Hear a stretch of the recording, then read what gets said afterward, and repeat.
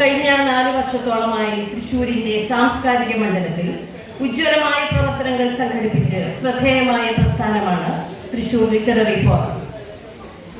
നാളിതുവരെയുള്ള സംഘടനയുടെ നിസ്വാർത്ഥമായ സാഹിത്യ സാംസ്കാരിക സേവനത്തിന്റെ പ്രത്യേകതകൾ കൊണ്ട് ജില്ലയിലെ എഴുത്തുകാരുടെ ഏറ്റവും വലിയ പ്രസ്ഥാനമായി അത് മാറി. വ്യത്യസ്തവും സമഗ്രവുമായ സാഹിത്യ പരിപാടികൾ തന്നെയാണ് തൃശ്ശൂർ ലിറ്റററി ഫോറത്തിന്റെ മുഖമുദ്ര.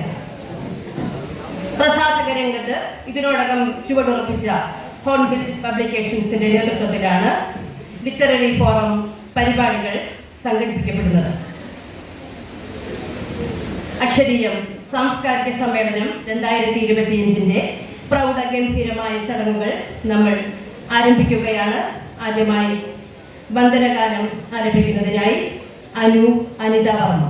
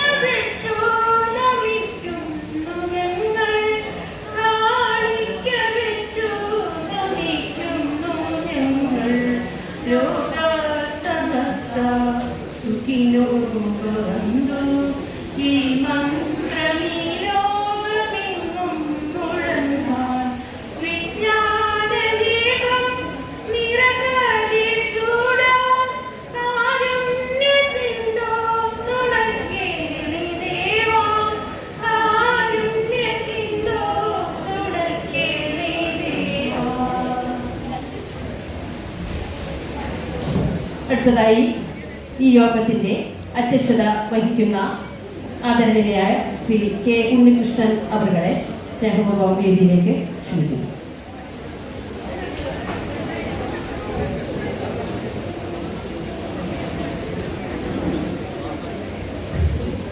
ഏറെ ബഹുമാനപ്പെട്ട ഗുരുസ്ഥാനീയനായിട്ടുള്ള എനിക്ക് സാനുമാഷ്,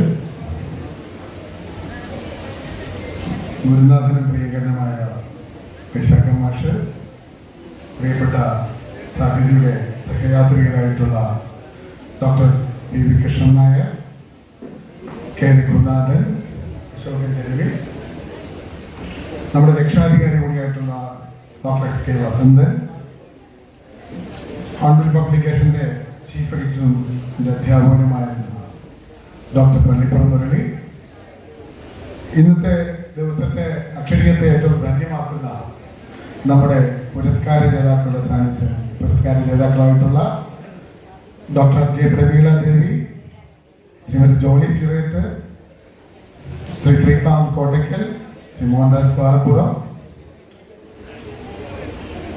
സാഹിതിയുടെ അഭ്യുദയകാംക്ഷികളും സഹയാത്രികരും രക്ഷാധികാരികളുമായിട്ടുള്ള Rahul Nimash, Shri Siyar Das, doctor Sebastian Joseph, Shrimati Kalanilayam Gayathri Padmanabhan, Shri Madhavaraj, doctor M D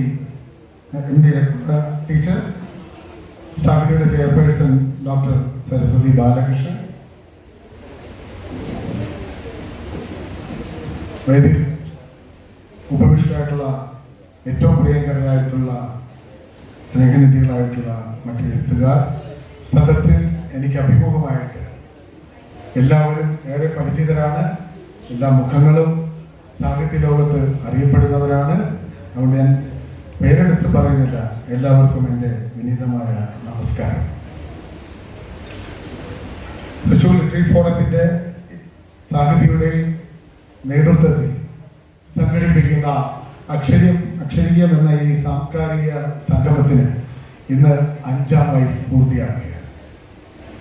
നിങ്ങൾക്ക് ഇതിനോടകം തന്നെ അറിയാൻ കഴിഞ്ഞിട്ടുള്ള പോലെ തന്നെ തൃശ്ശൂരിന്റെ സാംസ്കാരിക മണ്ഡലത്തിൽ ഉജ്ജ്വലമായിട്ടുള്ള സാംസ്കാരിക പരിപാടികൾ സംഘടിപ്പിച്ച് ഇതിനോടകം തന്നെ ചരിത്രത്തിൽ രേഖപ്പെടുത്തിയിട്ടുള്ള പ്രസ്ഥാനമായി മാറാൻ തൃശ്ശൂർ ലിറ്റററി ഫോറത്തിന് കഴിഞ്ഞിട്ടുണ്ട്. നിരവധിയായ സാഹിത്യ പ്രവർത്തനങ്ങൾ, സാംസ്കാരിക പ്രവർത്തനങ്ങൾ എഴുത്തുകാർക്കും സാഹിത്യത്തിനും ഉന്നമനത്തിനും ഉതകുന്ന നിരവധി പ്രവർത്തനങ്ങളിലൂടെ ഈ കഴിഞ്ഞ 5 വർഷക്കാലം തൃശ്ശൂരിൽ ഏറ്റവും ശ്രദ്ധേയമായ പ്രസ്ഥാനമായി വളരുവാനും മുന്നേറുവാനും തൃശ്ശൂർ ലിറ്റററി ഫോറത്തിന് ഇതിനോടകം കഴിഞ്ഞിട്ടുണ്ട് എന്ന് പ്രസിഡന്റ് എന്ന നിലയിൽ അഭിമാനത്തോടുകൂടി പറയാൻ ഞാൻ ഈ അവസരം ഉപയോഗിക്കാം. ചേറൂരിൽ നമ്മൾ ഇതിനോടകം തുടങ്ങിയിട്ടുള്ള സാഹിത്യ സാംസ്കാരിക കേന്ദ്രം ഏറെ പ്രശസ്തമായിട്ടുള്ള ഒന്നാണ്. എല്ലാ ശനിയാഴ്ചകളിലും മുടക്കമില്ലാതെ അവിടെ നടക്കുന്ന സാഹിത്യ പരിപാടികൾ വിഖ്യാതമാണ്. ധാരാളമായി നമ്മുടെ എഴുത്തുകാരും നമ്മുടെ സാംസ്കാരിക പ്രവർത്തകരും കലാകാരന്മാരും നിരന്തരം വരികയും നമ്മോട് സംവദിക്കുകയും ചെയ്യുന്ന ആ സ്ഥാപനം ഇന്ന് ആ നാടിന്റെ മാത്രമല്ല നമ്മുടെ ജില്ലയുടെ കൂടി സാംസ്കാരിക തിലകപ്പുരിയായി മാറി എന്നതിലും നമുക്ക് അഭിമാനിക്കാവുന്നതാണ്. അത് മാത്രമല്ല, ഒരു സാധാരണ സാംസ്കാരിക പ്രസ്ഥാനം എന്ന് പറയുന്ന ചട്ടക്കൂട്ടിൽ ഒതുങ്ങാതെ ഒരു വേരുകളുമില്ലാതെ രാഷ്ട്രീയപരമായിട്ടോ ജാതീയമായിട്ടോ മതപരമായിട്ടോ വർഗീയപരമായിട്ടോ ചായ്വുകളോ വേരുകളോ ഇല്ലാതെ സ്വതന്ത്രമായി നിഷ്പക്ഷമായി സാഹിത്യം എന്നത് മാത്രം ചർച്ചയാക്കിക്കൊണ്ടുള്ള ഒരേ ഒരു പ്രസ്ഥാനമാണിത് എന്നുള്ളതും അതിന്റെ അമരക്കാരൻ എന്ന നിലയിൽ ഏറെ അഭിമാനം നൽകുന്ന ഒരു വസ്തുതയാണ്. എത്രയോ പ്രൊജക്റ്റുകൾ ഇതിനോടകം നിങ്ങളുടെ ശ്രദ്ധയിൽപ്പെട്ട് കാണും. തൃശ്ശൂർ ജില്ലയെക്കുറിച്ച് സമഗ്രമായിട്ടുള്ള ഗവേഷണവും പഠനവും നടത്തുന്ന തൃശ്ശൂർ പേര് വൃത്താന്തം വളരെയധികം ജനശ്രദ്ധ നേടിയ പരിപാടിയാണ് ഇപ്പോഴും നടന്നുകൊണ്ടിരിക്കുന്നത്. വിശ്വസാഹിത്യത്തിന് നമ്മുടെ എഴുത്തുകാരെയും അനുവാചകരെയും പരിചയപ്പെടുത്തുന്ന വിശ്വസാഹിത്യം മലയാളത്തിൽ മറ്റൊരു പ്രൊജക്റ്റാണ്. അത്തരത്തിൽ 21 പ്രൊജക്റ്റുകൾ തുടർച്ചയായിട്ട് ചെയ്യുന്ന ഈ പ്രസ്ഥാനത്തെ കുറിച്ചുള്ള മുഴുവൻ വിവരണങ്ങളും 16 പേജുള്ള ഈ കാറ്റലോഗിൽ ഈ സൂചനയിൽ അടങ്ങിയിട്ടുള്ള നിങ്ങൾക്ക് പലർക്കും ലഭ്യമായിട്ടുള്ളതാണ്. ഒരുപക്ഷെ നമ്മുടെ സാംസ്കാരിക പ്രസ്ഥാനങ്ങളുടെ ചരിത്രത്തിൽ അപൂർവത ഉള്ള ഒന്നായി മാറാൻ നമുക്ക് കഴിഞ്ഞത് തന്നെ നമ്മുടെ ഈ നിഷ്പക്ഷ നിലപാട് കൊണ്ടും സമഗ്രമായ സാഹിത്യ ഇടപെടലുകൾ കൊണ്ടുമാണെന്ന് ഞാൻ ഉറച്ചു വിശ്വസിക്കുന്നു. കാരണം നമ്മുടെ നാട്ടിൽ അത്ര നിഷ്പക്ഷ നിലപാടുകളോ അല്ലെങ്കിൽ ഏതെങ്കിലും ഒരു വിഭാഗത്തോടോ കൂറ് കാണിക്കാതെ ഒരു പ്രസ്ഥാനവും നിലനിൽക്കില്ല എന്ന് പറയുന്നത് ആ സംവിധാനത്തെ തന്നെയാണ് വെല്ലുവിളിച്ചുകൊണ്ട് നമ്മൾ ഈ 5 വർഷം മുന്നേറിയതും ഇപ്പോൾ മുന്നേറിക്കൊണ്ടിരിക്കുന്നു. നമ്മുടെ നാട് വളർന്നു പോയിട്ടുള്ള എത്രയോ ചരിത്രകാരന്മാരെ സാഹിത്യകാരന്മാരെ നിങ്ങളുടെ മുൻനിരയിലേക്ക് ചർച്ചാ വിഷയമായി കൊണ്ടുവരാൻ ഇതിനോടകം തന്നെ നമുക്ക് കഴിഞ്ഞിട്ടുണ്ട്.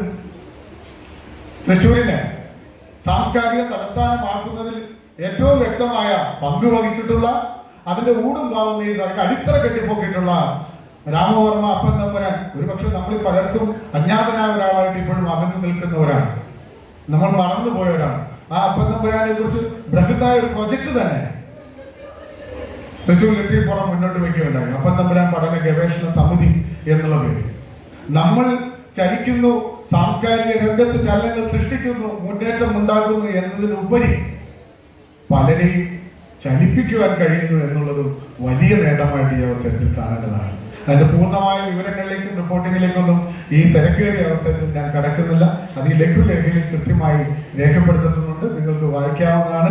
കൂടുതൽ അറിയേണ്ടവർക്ക് സാഹിത്യ വാതിലുകൾ മലർക്കെ തുറന്നിട്ടിട്ടുണ്ട്. എല്ലാ ശനിയാഴ്ചയും അവിടെ കടന്നു വരാവുന്നതാണ്. ഭാഷയെക്കുറിച്ച് പഠിക്കുവാൻ ഡോക്ടർ കൽപ്പറ്റ ബാലകൃഷ്ണന്റെ സ്മാരകമായിട്ട് അവിടെ നമ്മൾ ഭാഷാ പഠന കേന്ദ്രമുണ്ട്.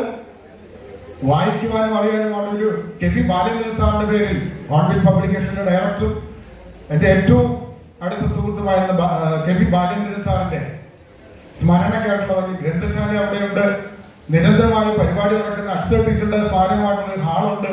അങ്ങനെ ഒട്ടനവധി പ്രത്യേകതകൾ നിറഞ്ഞ സാഹിത്യം എന്ന് പറയുന്ന സാംസ്കാരിക കേന്ദ്രം പഠിക്കുന്നവർക്കും വായിക്കുന്നവർക്കും അറിയുന്നവർക്കും വേണ്ടി അതിന്റെ വാതിലുകൾ മലർക്കെ തുറന്നിട്ടിരിക്കുന്നു എന്നുള്ളതും ഏവർക്കും അറിയാവുന്ന ഒരു കാര്യമാണ്.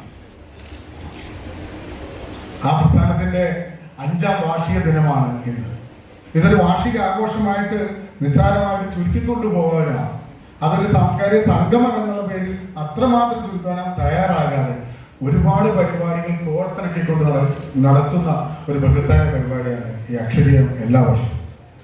മറ്റൊരു പ്രത്യേകത ഉള്ളത് നമ്മൾ കൊടുക്കുന്ന പുരസ്കാരങ്ങളാണ്. വളരെ സുതാര്യമായിട്ട് കൃത്യമായിട്ടുള്ള ഒരു സാംസ്കാരിക ഇടപെടലായിട്ടാണ് നമ്മൾ പലപ്പോഴും പുരസ്കാരങ്ങളെ നിർവഹിച്ചത്. ഒരുപാട് പേർ ചോദിക്കുകയുണ്ടായി, എത്രയോ പേര് പുരസ്കാരത്തിന് അർഹരായിട്ടും എന്തുകൊണ്ടാണ് നിങ്ങൾ പരിഗണിക്കാത്തത്?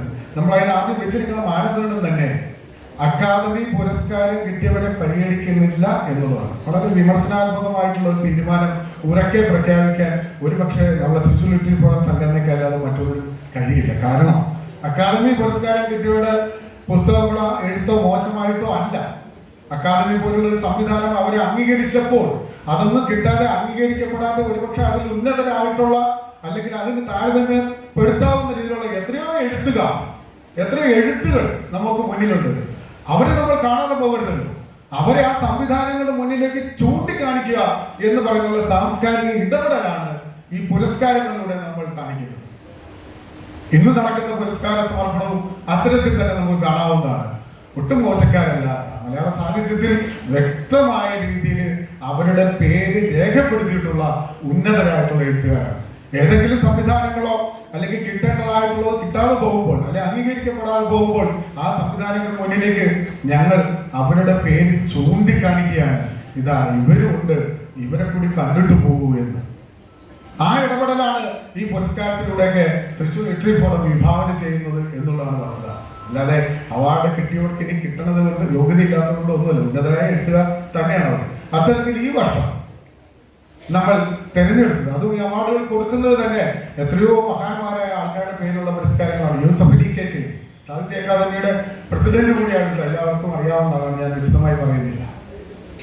അദ്ദേഹത്തിന്റെ സ്മരണാർത്ഥം നൽകുന്ന യൂസഫ് അലി കേച്ചേരി പുരസ്കാരം കവിതയ്ക്ക് മാത്രം നൽകുന്ന പുരസ്കാരം ജയപ്രമീലാദേവിക്കാണ് ഈ വർഷം.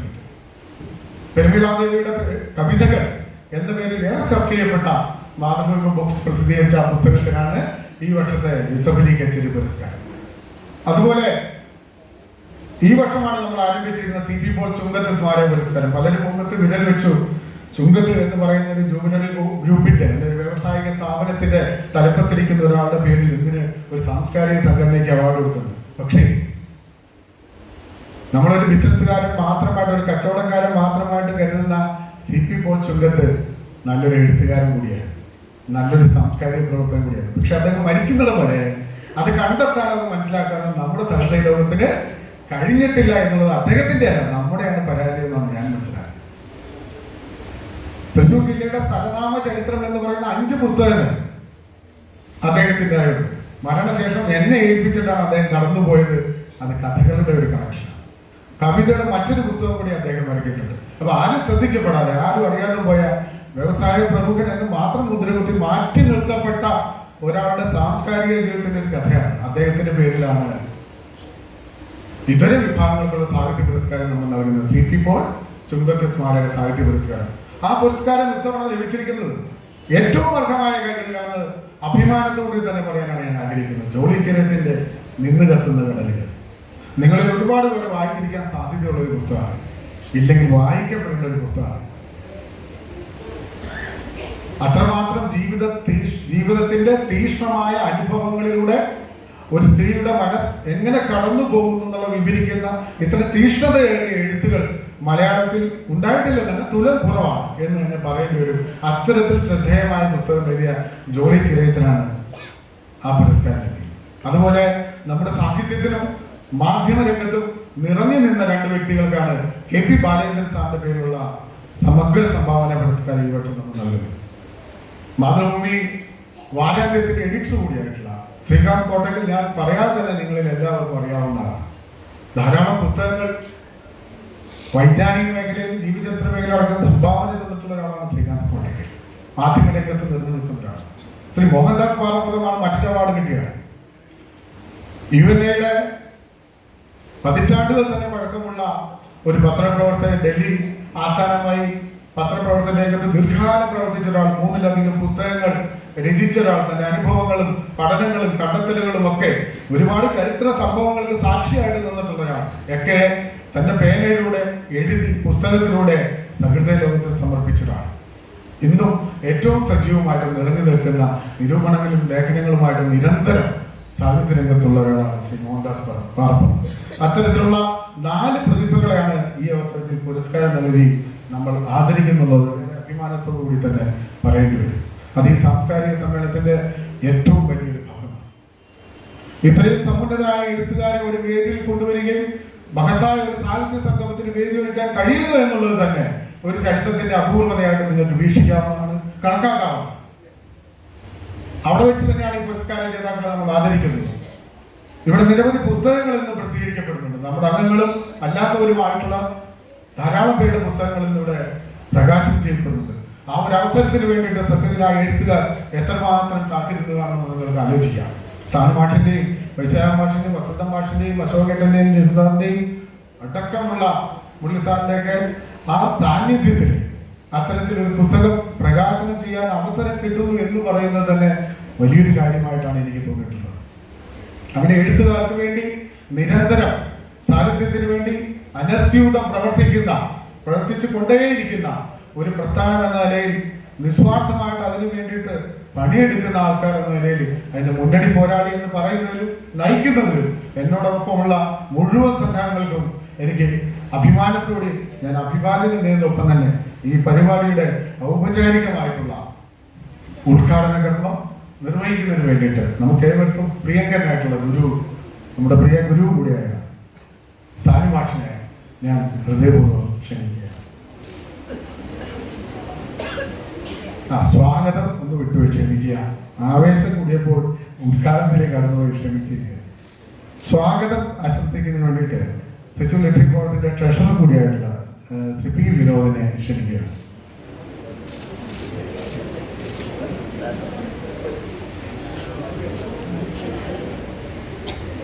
എല്ലാവർക്കും നമസ്കാരം.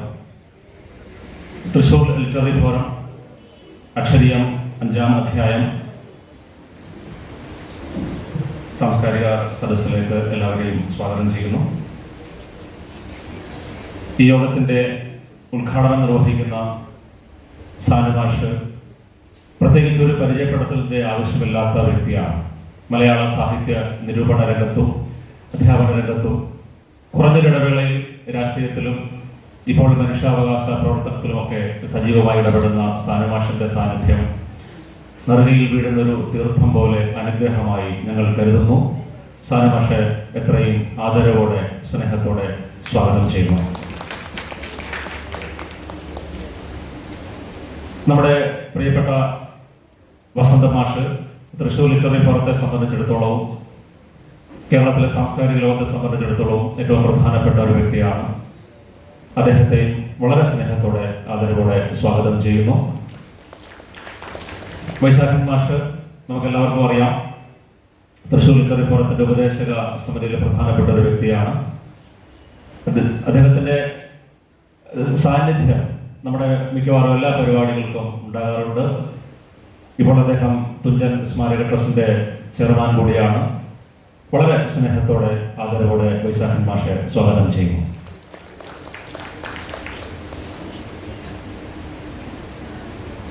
കൃഷ്ണനായർ സാറെ തൃശ്ശൂരുകാർക്ക് പരിചയപ്പെടുത്തേണ്ട യാതൊരു ആവശ്യവുമില്ല. തൃശ്ശൂരിന്റെ സാംസ്കാരിക രംഗത്തെ തിളങ്ങുന്ന വ്യക്തിത്വമായ കൃഷ്ണനായർ സാറെ വളരെ സ്നേഹത്തോടെ ആദരവോടെ സ്വാഗതം ചെയ്യുന്നു. ഉണ്ണിയേട്ടന്റെ ഗുരുനാഥൻ കൂടിയായ മുരളി സാറ്, മുരളി പാറപ്പുറം, അദ്ദേഹത്തിന്റെ ഒരു പുസ്തകം ഇന്നിവിടെ പ്രകാശനം ചെയ്യപ്പെടുന്നുണ്ട്. മാർക്സിയൻ ലാവണ്യ ദർശനങ്ങളുടെ വെളിച്ചത്തിൽ ONV കുറുപ്പിന്റെ കവിതകളെ വിശകലനം ചെയ്തൊരു കൃതിയാണ്. വളരെ സ്നേഹത്തോടെ ആദരവോടെ മുരളി സാറിനെ സ്വാഗതം ചെയ്യുന്നു. ചെറുകഥാകൃത്തും നോവലിസ്റ്റുമായ രഘുനാഥൻ സാറ് തൃശ്ശൂർ ലിറ്റററി ഫോറത്തിന്റെ അവിഭാജ്യ ഘടകമാണ്. അജ്ഞാതനാമ എന്ന വിഖ്യാത നോവലിന് ശേഷം ഇപ്പോൾ മാതൃഭൂമി വരാന്ത പതിപ്പില് വൈലോപ്പിള്ളിയുടെ വ്യക്തിജീവിതവും കാവ്യജീവിതവും വ്യത്യസ്തമായ രീതിയിൽ അവതരിപ്പിക്കുന്ന കണ്ണറയെ കാവ്യഭൂഖണ്ഡം എന്ന പരമ്പര എഴുതിക്കൊണ്ടിരിക്കുകയാണ്. വളരെ സ്നേഹത്തോടെ രഘുനാഥൻ സാറിനെ ഈ പരിപാടിയിലേക്ക് സ്വാഗതം ചെയ്യുന്നു. കേരള സാഹിത്യ അക്കാദമിയുടെ വൈസ് പ്രസിഡന്റ് ശ്രീ അശോകൻ ചെരുവിൽ. അശോകേട്ടന് സാഹിത്യവുമായിട്ട് വളരെ അടുത്ത ബന്ധമുണ്ട്. ചെറുകഥാകൃത്ത് എന്ന രീതിയിലും ഇപ്പോൾ നോവലിസ്റ്റ് എന്ന രീതിയിലും അദ്ദേഹത്തിന്റെ സാംസ്കാരിക മേഖലയിലും സാഹിത്യ മേഖലയിലുമുള്ള പ്രവർത്തനം തുടർന്നുകൊണ്ടേയിരിക്കുന്നു. വളരെ സ്നേഹത്തോടെ അശോകേട്ടനെ സ്വാഗതം ചെയ്യുന്നു. അവാർഡ് ജേതാക്കളിൽ അധ്യക്ഷൻ കൃത്യമായിട്ട് പറഞ്ഞു, സ്വാഗതം ചെയ്യുന്നത് ഇത്തവണത്തെ യൂസഫ് അലി കേച്ചേരി സ്മാരക കവിതാ പുരസ്കാരം നേടിയ ജെ പ്രമീള ദേവിയെയാണ്.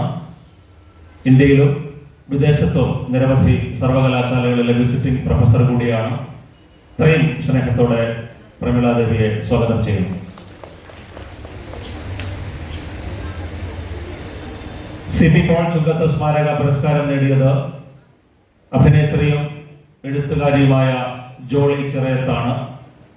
വളരെയധികം ചർച്ച ചെയ്യപ്പെട്ട ഒരു ആത്മകഥയാണ് നിന്ന് കത്തുന്ന കടലുകൾ. ജോളി മാഡം എത്തിക്കൊണ്ടേയിരിക്കുന്നു. ട്രാഫിക്കിന്റെ ഒരു പ്രശ്നം നമുക്കെല്ലാവർക്കും അറിയാവുന്നതാണ്.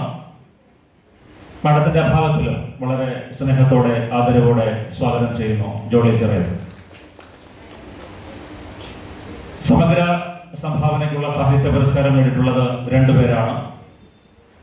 മലയാള പത്രപ്രവർത്തന രംഗത്ത് വളരെ ചുരുങ്ങിയ കാലത്തിൽ തനതായ വ്യക്തിമുദ്ര പതിപ്പിച്ച, യാത്രാ വിവരണ രംഗത്ത് പ്രത്യേകിച്ചും ഒരു വേറിട്ട ശൈലിക്ക് ഉടമയായ, അതോടൊപ്പം തന്നെ ജീവചരിത്ര രംഗത്തും വളരെയധികം പ്രശസ്തനായ മാതൃഭൂമി വാരാന്ത പതിപ്പിന്റെ ചുമതല വഹിക്കുന്ന ശ്രീകാന്ത് കോട്ടയ്ക്കലാണ്.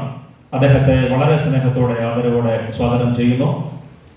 സമഗ്ര സംഭാവനയ്ക്കുള്ള മറ്റൊരു പുരസ്കാരം നേടിയത് സാഹിത്യയുടെ തന്നെ അംഗമായ പ്രശസ്ത പത്രപ്രവർത്തകൻ ശ്രീ മോഹൻദാസ് പാറപ്പുറത്ത് സാറാണ്. അദ്ദേഹത്തെ വളരെ സ്നേഹത്തോടെ സ്വാഗതം ചെയ്യുന്നു. നമുക്കേറെ പ്രിയപ്പെട്ട കവി രാവണി മാഷുണ്ട്. രാവണി മാഷയും വളരെ സ്നേഹത്തോടെ ആദരവോടെ സ്വാഗതം ചെയ്യുന്നു. CR ദാസ് മാഷുണ്ട്. മാഷയെ വളരെ സ്നേഹത്തോടെ സ്വാഗതം ചെയ്യുന്നു. സാഹിത്യയുടെ തന്നെ വളരെ പ്രധാനപ്പെട്ട നേതൃത്വ പദവിയിലിരിക്കുന്ന വേൾഡ് മലയാളി കൗൺസിലിന്റെ ഗുരുശ്രേഷ്ഠ പുരസ്കാരം നേടിയ ഡോക്ടർ സെബാസ്റ്റ്യൻ ജോസഫ് സാറിനെ സ്നേഹത്തോടെ സ്വാഗതം ചെയ്യുന്നു. കലാനിലയം ഗായത്രി പത്മനാഭൻ സാഹിത്യവുമായി സഹകരിച്ച് പ്രവർത്തിക്കുന്ന ഒരു ഉജ്ജ്വല വ്യക്തിത്വമാണ്. പല തവണ മാഡത്തിന്റെ ഡെമോൺസ്ട്രേഷൻ ക്ലാസുകൾ നൃത്തത്തെ സാഹിത്യത്തിന്റെ മറ്റൊരു വായനയുടെ പശ്ചാത്തലത്തിൽ അവതരിപ്പിച്ചിട്ടുണ്ട്. വളരെ സ്നേഹത്തോടെ ഗായത്രി മാഡത്തെ സ്വാഗതം ചെയ്യുന്നു. എൻ്റെ ഗുരുനാഥ് കൂടിയായ രത്നമ്മ ടീച്ചർ ശാസ്താംകോട്ട ദേവസ്വം ബോർഡ് കോളേജിൽ എൻ്റെ അധ്യാപികയായിരുന്നു. ടീച്ചറിന്റെ ഒരു പുസ്തകം കൂടി ഇവിടെ പ്രകാശനം ചെയ്യപ്പെടുന്നുണ്ട്. MD രത്നമ്മ ടീച്ചറെ വളരെ ആദരവോടെ ഈ പരിപാടിയിലേക്ക് സ്വാഗതം ചെയ്യുന്നു.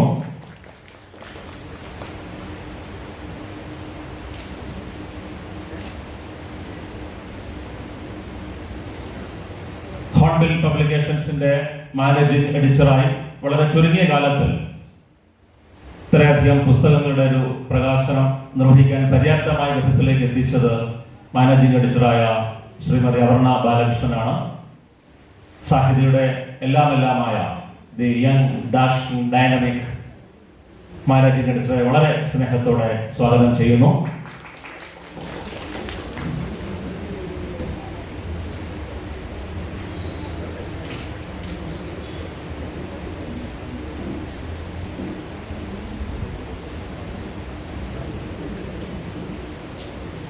ഇന്നിവിടെ പ്രകാശനം ചെയ്യപ്പെടുന്ന മറ്റൊരു പുസ്തകം ഞാൻ നടന്ന വഴികളിൽ.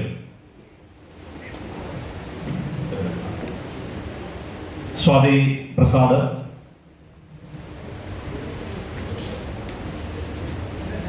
വളരെ സ്നേഹത്തോടെ സ്വാതി പ്രസാദിനെ സ്വാഗതം ചെയ്യുന്നു.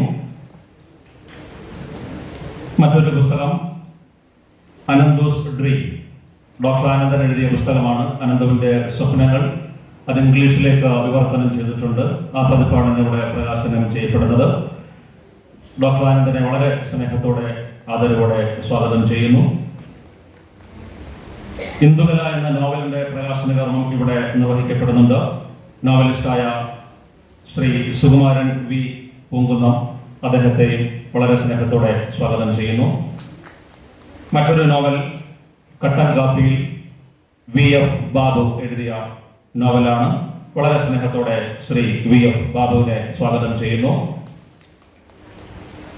മറ്റൊരു പുസ്തകം ഉള്ള കവിതകൾ, ഗൗരി കല്യാണി എഴുതിയ കവിതകളാണ്.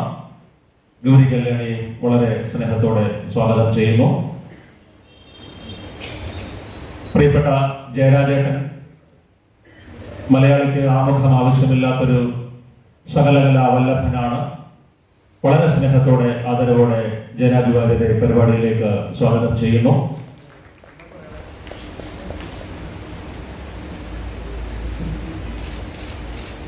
ഡോക്ടർ ധർമ്മരാജ എടാട്ട്, മാധവ് രാംദാസ്, അതുപോലെ വളരെ പ്രസിദ്ധരായിട്ടുള്ള വ്യക്തികൾ, എല്ലാവരെയും പേരെടുത്ത് പറയാൻ ഒരുപാട് ധാരാളം ആൾക്കാരുണ്ട്, അതുകൊണ്ടാണ് പേരെടുത്ത് പറയാതിരിക്കുന്നത്. എല്ലാവരെയും ഒരിക്കൽ കൂടി സ്വാഗതം ചെയ്തുകൊണ്ട് നമ്മുടെ ഈ പ്രോഗ്രാം കോമ്പയർ ചെയ്യുന്ന അനു, അനിത വർമ്മ, രാജ്കുമാരി വിനോദ്, നന്ദി പറയുന്ന ശ്രീമതി രാജലക്ഷ്മി മാനഴി, എല്ലാ വ്യക്തികൾക്കും, ഇവിടെ കൂടിയിരിക്കുന്ന എല്ലാ ആൾക്കാർക്കും, ആരെങ്കിലും വിട്ടുപോയിട്ടുണ്ടെങ്കിൽ ക്ഷമിക്കുക. എല്ലാവർക്കും സാഹിതിയുടെ തൃശ്ശൂർ ലിറ്റററി ഫോറത്തിന്റെ അക്ഷരീയം എന്ന ഈ സാംസ്കാരിക പരിപാടിയുടെ 5ാം അധ്യായത്തിലേക്ക് ഒരിക്കൽ കൂടി സ്വാഗതം. എൻ്റെ വാക്കുകൾ നിർത്തുന്നു. നന്ദി, നമസ്കാരം. അടുത്തതായി അക്ഷരീയം സാംസ്കാരിക സമ്മേളനം ഉദ്ഘാടനം ചെയ്യുന്നതിനായി ഏറ്റവും ആദരണീയനായ നമ്മുടെ പ്രൊഫസർ എം കെ സാനു മാഷിനെ ബഹുമാനപൂർവ്വം ക്ഷണിക്കുന്നു.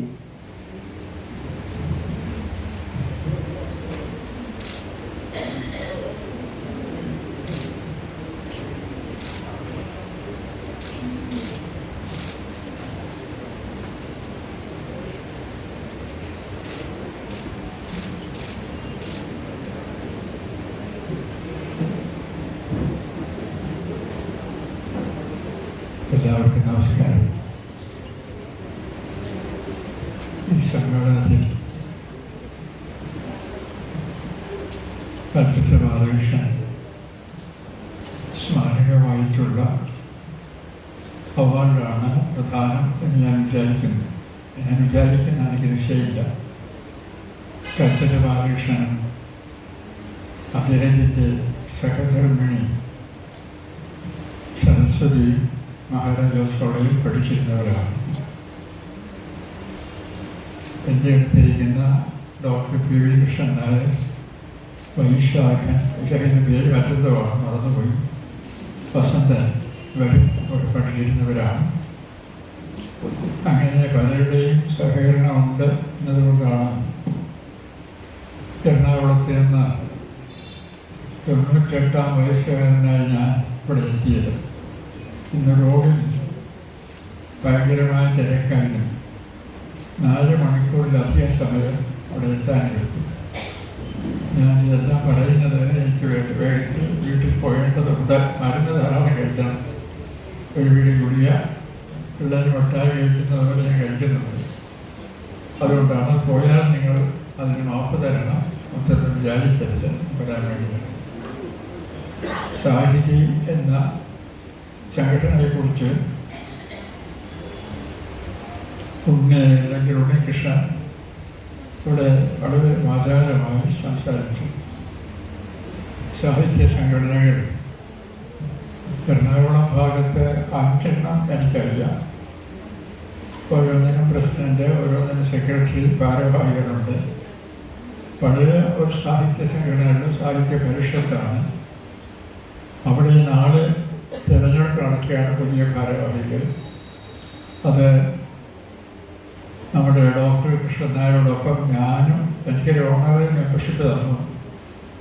അതിൻ്റെ അടിസ്ഥാനത്തിൽ വോട്ട് ചെയ്യാൻ പോകണം. വളരെ ഈ കോഓപ്പറേറ്റീവ് ബാങ്കിൽ നടക്കുന്നവരുടെ മത്സരം നടന്നുകൊണ്ടിരിക്കുകയാണ്. സാഹിത്യ സംഘടനകളാണെങ്കിൽ അവർ പലർക്കായി പലതരം അവാർഡുകൾ നൽകും. അതിൻ്റെ പല നേട്ടങ്ങളും കൊടുക്കുന്നവർക്കും വാങ്ങിക്കുന്നവർക്കും വലിയ തരത്തിലുണ്ടാകുന്നുണ്ട്. ഇവ കാര്യങ്ങളിൽ വലിയ വിശ്വാസമൊന്നുമില്ലാത്ത ഒരാളാണ് ഞാൻ. വിശ്വാസമില്ലാത്തതിൻ്റെ കാരണം ഇതൊരു വ്യക്തിയുടെ പ്രവർത്തനമാണ് മുഖ്യമായി സാഹിത്യം എന്ന് പറയുന്നത്. സംയുക്തമായി സാഹിത്യം നിർമ്മിക്കുകയും വിമർശനമുണ്ടാക്കുകയോ പ്രയാസമാണ്. പണ്ട് സാഹിത്യ സമിതി എന്നൊരു സംഘടന ഉണ്ടാക്കിയപ്പോൾ അന്ന് നമ്മുടെ ഒരു വിമർശകൻ പ്രസംഗകൻ എന്നാണ് പ്രധാനമായിട്ട് പറയേണ്ടത് എഴുതിയത്, മധുരൂരിലാണ് എഴുതിയത് എഴുത്തുകാർക്ക് സംഘടനയുടെ ആവശ്യമില്ല എന്നാണ്. അദ്ദേഹം അതൊരു പ്രസിദ്ധമായ വാക്യം പറഞ്ഞു, സിംഹങ്ങൾ ഗർജിക്കുന്നു, ആട്ടിൻപറ്റങ്ങൾ ഒത്തുകൂടുന്നു എന്നാണ്. അദ്ദേഹം തന്നെ 2 മാസത്തിനകം സാഹിത്യ പരിഷത്തിൻ്റെ പ്രസിഡന്റ് ആവുകയും ചെയ്തു. അദ്ദേഹത്തിൻ്റെ വാക്കിനെ അദ്ദേഹം സാധൂകരിച്ചത് അങ്ങനെയാണ്. സാഹിത്യ പരിഷത്തിലും കലാകാലങ്ങളിൽ മത്സരങ്ങൾ നടക്കുന്നുണ്ട്. സാഹിത്യവുമായി ഒരു ബന്ധവുമില്ലാത്തവർ ആണ് അവർ ഏറെ ആളുകൾ. അവർക്കിവർ പണമുള്ളത് കൊണ്ട് വാടക ഇനത്തിൽ ധാരാളം പണം കിട്ടും. അതുകൊണ്ട് അവിടെ മത്സരം കുറേ കൂടി രൂക്ഷമായി വരികയാണ് ചെയ്യുന്നത്. ഇത്ര ലക്ഷം കിട്ടുമെന്ന് എനിക്കറിയില്ല വാടക. അങ്ങനെ ആണ് ഈ സാഹിത്യത്തിൻ്റെ സാഹിത്യം മിക്കവാറും ഒരു വ്യക്തിനിഷ്ഠമായ പ്രവർത്തനമാണ്. ചിന്ത എന്ന് പറയുന്നത് ചർച്ചയിലൂടെ നടത്താമെന്നുള്ളത് ശരിയാണ്. നിങ്ങൾക്ക് നവോത്ഥാന സമിതി എന്ന് പറഞ്ഞാൽ 15, 20 ചിലപ്പോൾ 550 പേരൊക്കെ വരും. ഇപ്പോൾ ഒരു പുസ്തകത്തെക്കുറിച്ച് ഒരാൾ സംസാരിക്കും, മറ്റുള്ളവർ കേട്ടുകൊണ്ടിരിക്കും. ഒരിക്കൽ അവിടുത്തെ വിഷയം അശ്ലീല സാഹിത്യമായിരുന്നു. അതിൽ ഞാനുണ്ടായിരുന്നു. അശ്ലീല സാഹിത്യം വായിച്ചു നേറ്റു പറയുന്ന യുവാക്കൾ, വിദ്യാർത്ഥികളും അധ്യാപകരും കൂടെ വന്നിരുന്നു. അതിൻ്റെ ഫലമായി അശ്ലീലം, നിയമം, സദാചാരം എന്ന പേരിൽ അന്ന് അതിൽ പങ്കെടുത്ത നിയമത്തിൽ ഡോക്ടറേറ്റുള്ള ഡോക്ടർ ആർ പ്രസന്നൻ ഒരു ചെറിയ പുസ്തകം 100 പുസ്തകത്തിന് താഴെയാണ്. വളരെ ആലോചിക്കാൻ വക നൽകുന്ന പുസ്തകമാണ്. പക്ഷെ അതിന് പ്രചാരം ഉണ്ടായില്ല. വില കുറഞ്ഞതാണെങ്കിലും പ്രസിദ്ധീകരിച്ച SPCS ആണ്. നമ്മുടെ നാട്ടുകാർ പൊതുവിൽ ഇത്തരം കാര്യങ്ങളിൽ ചിന്തിക്കുക, അതും രചനാത്മകമായി ചിന്തിക്കുക എന്ന സമ്പ്രദായം പ്രായണയില്ലാത്തവരാണ്. എന്നോടൊരു മൾട്ടിനാഷണൽ പ്രതിനിധി ഒരിക്കൽ പറഞ്ഞത്, ഞാൻ നമ്മുടെ ജസ്റ്റിസ് CR കൃഷ്ണനെ കൂടി ഇരിക്കുമ്പോഴാണ് അദ്ദേഹത്തോട് വന്നത്. അദ്ദേഹം പറഞ്ഞത് പരസ്യത്തിനും മറ്റും ഏറ്റവും അധികം വഴിപ്പെടുന്നത് കേരളീയരാണെന്നാണ്. അന്ന് അദ്ദേഹം പറഞ്ഞത്, കുട്ടികൾക്ക്, ആളുകൾക്ക് കൈ കഴുകാൻ ഞങ്ങൾ പുതിയ ഒരു സാധനം ഉണ്ടാക്കുന്നുണ്ട്, നമ്മളിപ്പോൾ ഹാൻഡ് വാഷ് എന്നൊക്കെ പറയുന്നത് അവർ ആണെന്ന് തോന്നുന്നു. ഞാൻ പറയും, ഇവിടെ എന്താ ഇവിടെ ഞങ്ങൾ ലൈഫോസവും വേറെ സോപ്പോടാണ് പേര് പറഞ്ഞു. അപ്പോൾ അതിൻ്റെ ഞങ്ങൾ 2 പരസ്യം കൊടുത്താൽ ആദ്യം വരാൻ പോകുന്നത് അവരാണ്. പരസ്യം കൊടുത്തും ഇപ്പം ഇതില്ലാത്ത വീടിൽ എൻ്റെ ഒട്ടുവരെ ഉണ്ട്, ഞങ്ങൾ പരസ്യം കൊടുത്താൽ വാങ്ങിച്ചു. പിന്നീട് അവർ പറഞ്ഞത്, ഞങ്ങൾ ഇവിടെ മുറ്റങ്ങളെല്ലാം തന്നെ ടൈൽസ് ഇട്ട് നടക്കും, അതും ആദ്യം വീഴാൻ പോകുന്നത് കേരളീയരാണ്. ഞങ്ങൾക്ക് പ്രബുദ്ധമായ രാജ്യത്തെക്കുറിച്ച് പറയുന്നത് അങ്ങനെ കൊണ്ടുവന്ന സാഹചര്യം. ഉണ്ണികൃഷ്ണൻ ജാതി മതഭേദത്തെക്കുറിച്ച് പറഞ്ഞു. ജാതി ഏറ്റവും അധികം രൂക്ഷമായ സ്ഥലവും കേരളം തന്നെയാണ്. വിവേകാനന്ദ സ്വാമി ഇന്ത്യ മുഴുവൻ കണ്ട വ്യക്തിയാണ്. അദ്ദേഹമാണ് കേരളത്തിൽ രോമന പേര് നൽകിയത്. അത് ഭ്രാന്താലയം എന്നാണ്. അതിനുവേണ്ടി നടന്ന സമരത്തിൻ്റെ പേരിൽ ഞങ്ങളാണ് നടത്തിയത്, ഞങ്ങളാണ് നേട്ടം ഉണ്ടാക്കിയതെന്ന് പറഞ്ഞാൽ ഇപ്പോഴും ഇടംതുരുത്തി മനസ്സിലെ നമ്പൂതിരിയെ ശകാരിച്ചുകൊണ്ട് അനേകം ആളുകൾ അവിടെ പങ്കെടുത്തു. 6 or 7 മീറ്റിങ്ങുകളിൽ ഞാൻ പോകേണ്ടതായിരുന്നു, ഭാരവാഹികൾ ബന്ധപ്പെട്ടവരായതുകൊണ്ട്. വൈക്കേസ് അദ്ദേഹം പരാജയമായിരുന്നു. നമ്മൾ ആരും അത് ഓർക്കാത്ത ഒരു കാര്യമാണ്. ആരും റോഡിൽ നടക്കുന്നതിന് സമ്മതിച്ചില്ല. ആ റോഡിൽ പോയി അന്ന് റീജൻ്റാണ് ഭരിച്ചിരുന്നത്. പിന്നീട് ക്ഷേത്രപ്രവേശനത്തിന് വേണ്ടിയുള്ള മത്സരം നടന്നുകൊണ്ടിരിക്കുന്ന ഘട്ടത്തിലാണ് വന്നത്. അതുപോലെ തന്നെ നമ്മൾ ദളിതർ എന്ന് പറയുന്ന വർഗത്തിന് അവിടെ നിലത്ത് കുത്താൻ സ്ഥലം അനുവദിക്കാത്ത സ്ഥലം കേരളമാണ്. ആദ്യം പൊലയേറെ സംഘടിപ്പിച്ചത് AP കറുപ്പൻ മാസ്റ്ററാണ്. ചെങ്ങാടം കെട്ടി, കാരണം അവിടെ പുറത്തുള്ള സ്ഥലത്ത് അവർക്ക് പ്രവേശനമില്ല. ചെങ്ങാടം കെട്ടി അതിലാണ് ബീച്ചിൽ കൂടിയതും AP വെള്ളം തുടങ്ങിയവർ അതിൽ പങ്കെടുപ്പിച്ചത്. ഇന്നവർക്ക് കരുത്തനായ ഒരു നേതാവുണ്ട്. അദ്ദേഹം കുറച്ചുകൂടി ചിട്ടയോടുകൂടി നടത്തിക്കൊണ്ട് എങ്കിലും കേരളത്തിൻ്റെ അവസ്ഥ വളരെ ശോചനീയമാണ്. ഇപ്പോൾ സ്കൂൾ പ്രവേശനം, എല്ലാവർക്കും വിദ്യാലയ പ്രവേശനം അനുവദിക്കില്ല. ഡോക്ടർ പരിഭവിച്ച കത്തുകൾ ധാരാളം ഞാൻ അദ്ദേഹത്തിൻ്റെ ജീവിതം ഉദ്ധരിക്കുന്നത് കുറയില്ല, പലതും എൻ്റെ കയ്യിൽ നിന്ന് പോയി. അത് ക്ഷേത്രത്തിൽ നമ്മുടെ പാരമ്പര്യം അംഗീകരിക്കാത്തതുകൊണ്ടൊന്നും അനുവാദം തരുന്നതല്ല എന്നാണ് സർക്കാരിൻ്റെ ഇല്ല. അനുവാദം തരില്ല. അതിനുവേണ്ടി എത്രയോ കാലം ഡോക്ടർ അംബേദ്കർ മഹാത്മാഗാന്ധിയെ കാണും 1930 അടുത്തോ മറ്റോ. ഗാന്ധി വളരെ തീക്ഷ്ണമായ ഇഷ്ടമുണ്ടിരുന്ന ഗാന്ധി വ്യക്തിയാണ് ഡോക്ടർ അംബേദ്കർ. അദ്ദേഹം അഖിലലോക പ്രശസ്തനായിരുന്നു. യൂറോപ്പിലും ഇംഗ്ലണ്ടിലും അമേരിക്കയും നടന്ന ഈ സ്വാതന്ത്ര്യ സമരത്തെ എതിർത്തുകൊണ്ട് അദ്ദേഹം ധാരാളം, പ്രത്യേകിച്ചും ഗാന്ധിജി യൂണിവേഴ്സിറ്റി പ്രസംഗിച്ചു. പിന്നീട് അവർ ബോംബെയിൽ കാണുമ്പോൾ ഗാന്ധിജി ഒരു ചോദ്യം ചോദിച്ചു, മിസ്റ്റർ അംബേദ്കർ, ഒന്നുമില്ലെങ്കിൽ നമുക്ക് സ്വരാജ്യ സ്നേഹത്തിൽ ചോദിക്കാമല്ലോ. അപ്പോൾ അദ്ദേഹം തിരിച്ചു ചോദിച്ചത്, ഏതാണ് എൻ്റെ സ്വരാജ്യം? ഏതാണ് എൻ്റെ സ്വരാജ്യം? ഈ റോഡ് വെട്ടിയുണ്ടാക്കുന്നത് എൻ്റെ വർഗ്ഗക്കാരാണ്. അവരെ റോഡ് നിങ്ങൾ കയറ്റുമോ? ഈ അമ്പലങ്ങളിൽ ഇഷ്ടികയും കല്ലും ചുമക്കുന്നത് എൻ്റെ വർഗ്ഗക്കാരാണ്. അതിൻ്റെ 7 പോകാൻ നിങ്ങൾ സമ്മതിക്കുമോ? അക്ഷരം പഠിച്ച് വെളിച്ചം നേടണം എന്ന് പറയും നിങ്ങളാണ്. ഇവിടെ വിദ്യാലയ പ്രവേശനത്തിന് ഞങ്ങൾ മുറ്റത്ത് പോലും കയറ്റിയില്ല. അതാണ് കേരളത്തിൻ്റെ അവസ്ഥ. എല്ലാ കാര്യങ്ങളിലും വളരെയധികം മോശമായ സ്ഥിതിക്ക് ബ്രിട്ടീഷുകാരുള്ളത് കൊണ്ടാണ് ഇവിടെ അധികം പരിഷ്കാരങ്ങൾ ഉണ്ടായത്. അതുകൊണ്ടാണ് നിരാജ് ചൗധരി എന്ന ബംഗാളി റൈറ്റർ ഇംഗ്ലീഷിലെ എഴുതുകൊള്ളു.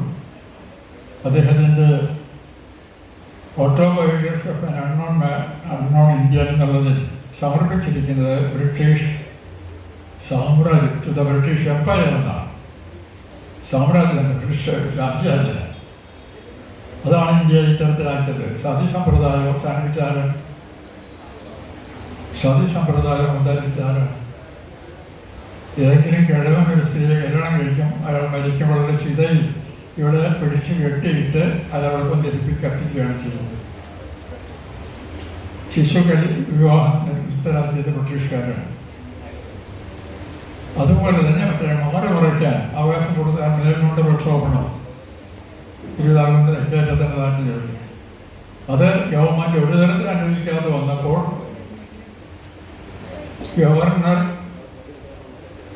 ചക്രവർത്തിക്ക് എഴുതി, വിക്ടോറിയ രാജ്ഞിയാണെന്ന് എനിക്ക് തോന്നുന്നു, അത് അനുവദിപ്പിക്കുകയാണ് ചെയ്തത്. അതാണ് കേരളം.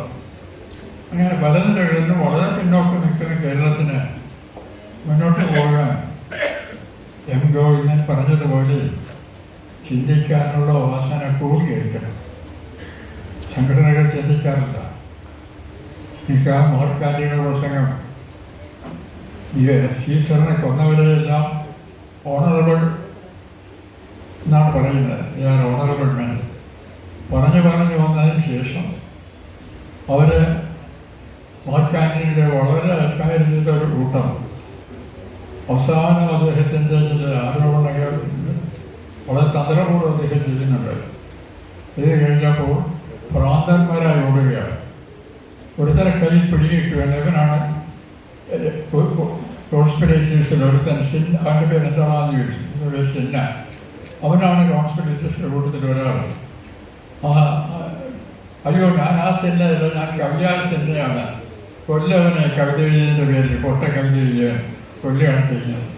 കൂട്ടത്തിൻ്റെ യുക്തിയില്ല. ഇത് തന്നെയാണ് ഇബ്സൻ്റെ an enemy of the people നാം കാണുന്നത്. ഇവരെ ജനിച്ചവരെ കുറിച്ചാണ് ഞാൻ പറയുന്നത്.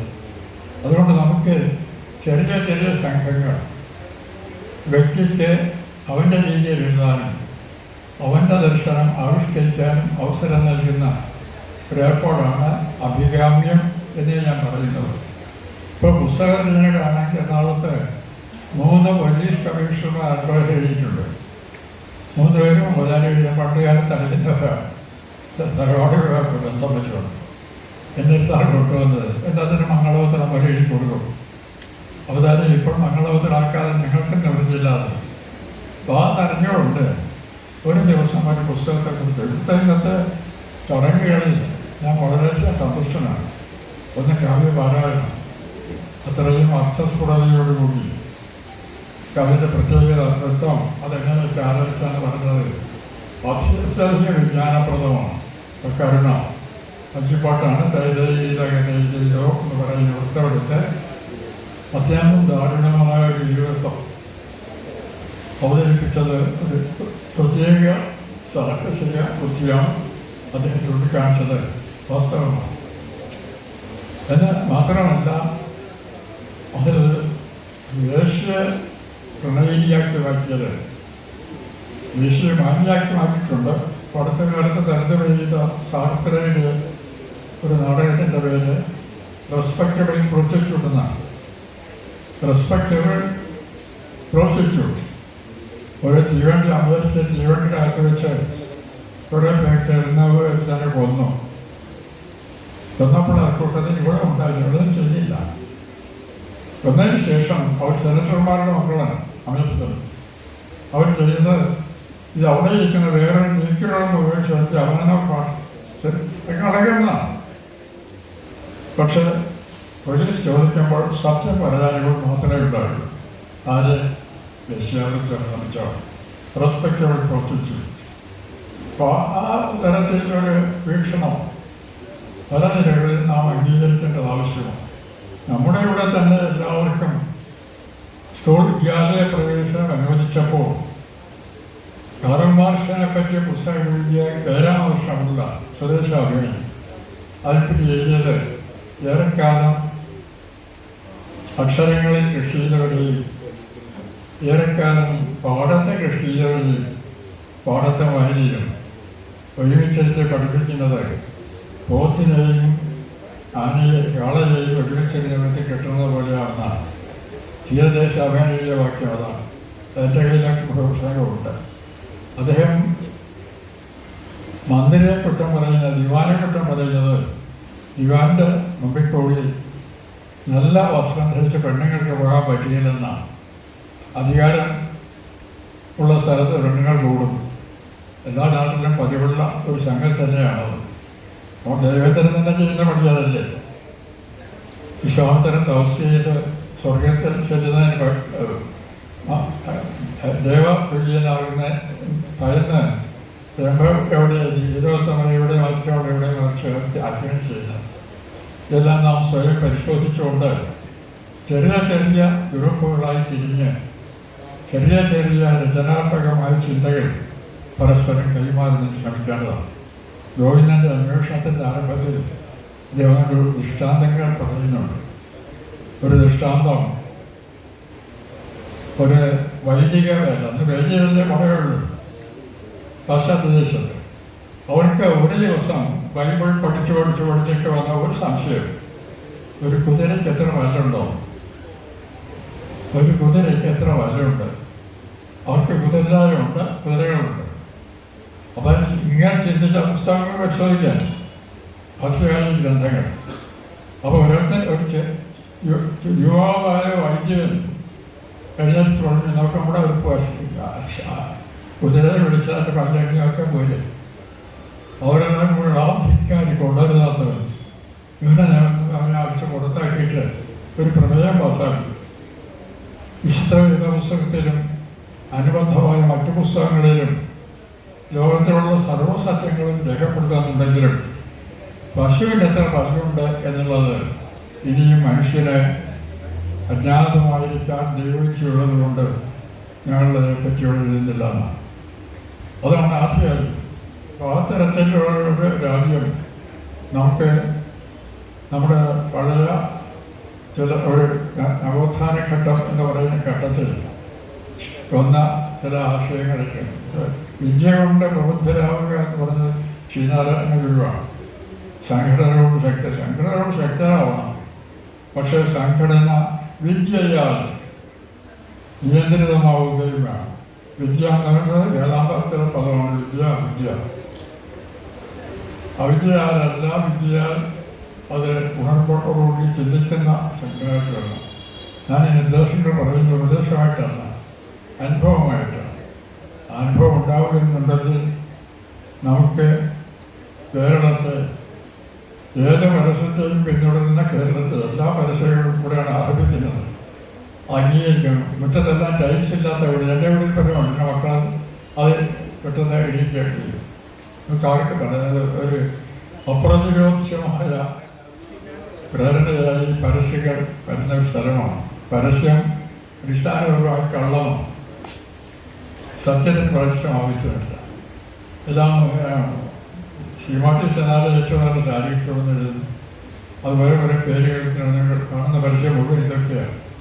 സ്ത്രീകളെ മുഴുവൻ പ്രലോഭിപ്പിച്ച് ചീത്തയൊക്കെ അവരെ അടിമകളാക്കുന്ന സമ്പ്രദായമാണ്. സ്വർണത്തിന് വേണ്ടിയുള്ള പരസ്യം, വസ്ത്രങ്ങൾ സാരിയെ കുറിച്ചുള്ള പരസ്യം. ഞാൻ പോകുന്നതായി നോക്കാറുണ്ട്. സ്ത്രീകൾ സ്വാതന്ത്ര്യത്തിന് വേണ്ടി ഉത്സവം ചെയ്യും.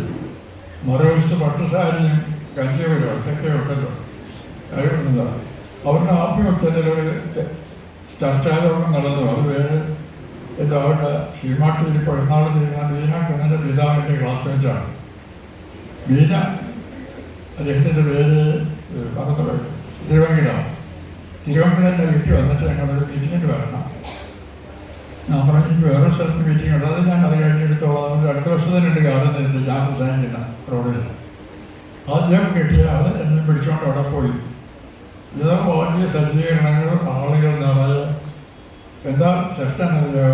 സാരിയെ പറ്റിയുള്ള ചർച്ചയാണ്. അത് ടി വിയിൽ ധാരാളം വളരെ ഗ്ലാമറുള്ള ഒരു പെൺകുട്ടിയുണ്ട്. അതിൻ്റെ പേരിക്കറിയില്ല, അത് എറണാകുളത്തെ അറിയാമെന്ന് പറയുന്നു.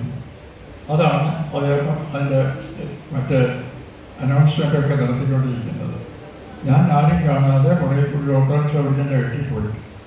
അങ്ങനെയുള്ള ഒരു കേരളത്തിൽ ഞാൻ സ്വപ്നം കാണുന്നത് ആലോചനാശീലമുള്ളവർ, ആലോചനാശീലത്തിലൂടെ മാറ്റം വരുത്തുന്നവർ ഉണ്ടായി തീരൂ എന്നാണ്. സാഹിത്യത്തിലാണെങ്കിൽ സാഹിത്യത്തിൽ സ്ഥിരമായ ചില പ്രമേയങ്ങളുണ്ട്. അത് നമ്മൾ അറിഞ്ഞിരിക്കേണ്ടതാണ്. മാറ്റമില്ലാത്തതായി മാറ്റം മാത്രമേ ഉള്ളതാണ് കാരൻ മാർഷാണ്. ശരിയാണ്. പക്ഷെ സാഹിത്യത്തിൽ അദ്ദേഹം സഹോബിസിനെ കുറിച്ചും മറ്റും എഴുതിയിട്ടുമുണ്ട്. പക്ഷെ സാഹിത്യത്തിൽ മാറ്റമില്ലാതെ വിഭിന്നമായി കടന്നു വരുന്ന ഓരോരുത്തരും ഞാൻ മരണത്തെ കാണുന്നതുകൊണ്ടല്ല എൻ്റെ അടുത്തിരിക്കുന്ന വൈശാഖം കാണുന്നത്, അതുപോലെ ആയിരിക്കില്ല വസന്തം കാണുന്നത്. മരണം അതിൻ്റെ മുഖ്യമായ പ്രളയം തന്നെയാണ്. അത് കലാകാലങ്ങളിൽ ഓരോ രൂപത്തിൽ കാരണം അത് മനുഷ്യൻ്റെ ഒരു ഭാഗം തന്നെയാണ്. പ്രണയമാണ്, അല്ലെങ്കിൽ സ്നേഹം. കാലിഗറി ഓഫ് ലവ് എന്നൊരു പുസ്തകം എഴുതിയിട്ടുണ്ട്. ആദ്യകാല ഗ്രന്ഥം തന്നെയാണ്. എങ്ങനെ സ്നേഹം പല രൂപത്തിൽ ആവിഷ്കൃതമാകുന്നു എന്നത്. പാപം ആണ്. ഇതിലൂടെ മനുഷ്യൻ പാപം ചെയ്യുന്നു. നമ്മളെല്ലാം പാപം ചെയ്യുന്നു. പാപം ഏറെ നിൽക്കുന്നു. ഇപ്പോഴാണെങ്കിൽ ദിവസേന 4 മുതലുള്ള കുഞ്ഞിനെ നദിയിലായിക്കോളെ അമ്മ 3 വയസ്സുള്ള കുഞ്ഞിനെ ബലാത്സംഗം ചെയ്തുകൊള്ളുന്ന തെമ്മാടി ദിവസേന പത്രത്തിൽ കാണുന്നതാണ്. എൻ്റെ കാലത്ത് ഉണ്ടായിട്ടില്ല. തീവണ്ടികളുണ്ട്. സഞ്ചാരികളെ വെടിവെച്ച് കൊള്ളുന്ന ടീച്ചറാണ്. എല്ലാം ഇന്നാണ് പ്രത്യക്ഷപ്പെടുന്നത്. ഇതിനെപ്പറ്റി നമുക്ക് ചിന്തിക്കേണ്ടതാണ്. എന്നോട് ഈ പാപവാസന മനുഷ്യൻ ധാരാളമായിട്ടുണ്ട്. ധർമ്മയുദ്ധമാണ് കുരുക്ഷേത്രം. മാരാര് പറയുന്നത് പോലെ അവസാനിക്കുന്നത് അശ്വത്ഥാമൻ്റെ കൂട്ടക്കൊലയോടുകൂടിയാണ്. വീട്ടിൽ കിടന്നുറങ്ങിയ സ്ത്രീകളും കുഞ്ഞുങ്ങളും നിരപരാധികളും വെന്ത് മരിച്ചാണ് അത് അവസാനിക്കുന്നത്. സൃഷ്ടി കഴിഞ്ഞതിന് ശേഷം ആബേൽ കായൻ 2 സഹോദരൻ. കായൻ ആബേലിനെ കൊന്നു, കരത്തടി കൊണ്ട് അടിച്ചു കൊന്നു. യഹോവ ചോദിക്കുന്നു, ആബേൽ കായൻ നീ നിന്റെ സഹോദരനെ കൊന്നോ? അപ്പോൾ അവൻ തിരിച്ചു പറയുന്നത്, ഞാൻ എൻ്റെ സഹോദരനെ സൂക്ഷിക്കുവാനല്ല. അവൻ പശ്ചാത്താപമില്ല. അവൻ ചിരഞ്ജീവിയാണ്. അശ്വത്ഥാമാവ് ചിരഞ്ജീവിയാണ്. ഈ പാപവാസന ഏവരും കുറഞ്ഞും നമ്മുടെ വംശത്തിൽ നിൽക്കുന്നതും സാഹിത്യത്തിന് ഇക്കാലത്ത് പലതരത്തിൽ ഇയാഗോ സൃഷ്ടിച്ച ഷേക്സ്പിയറെ നല്ല ഉദാഹരണമാണ്. പലതാണ് ഒരുപാട് തരം പറയാനുണ്ട്.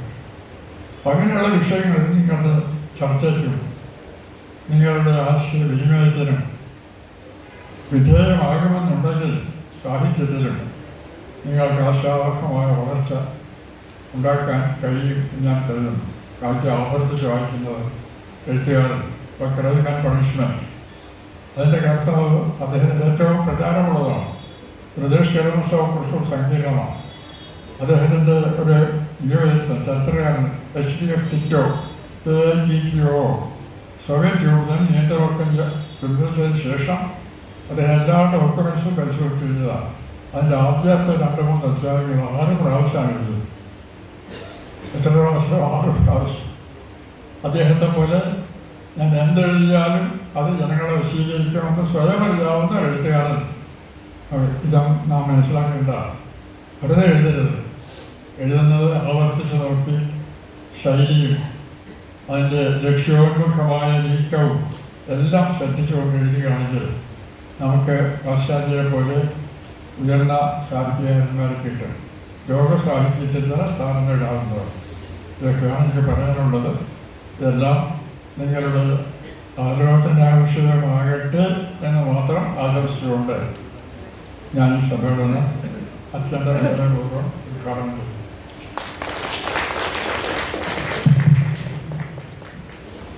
നന്ദി സർ. പ്രഭാഷണത്തിനായി നമുക്ക് ഇവർക്കും പ്രിയങ്കരനായ വൈശാഖ മാഷെ ഏറെ ആദരപൂർവ്വം ക്ഷണിക്കുന്നു.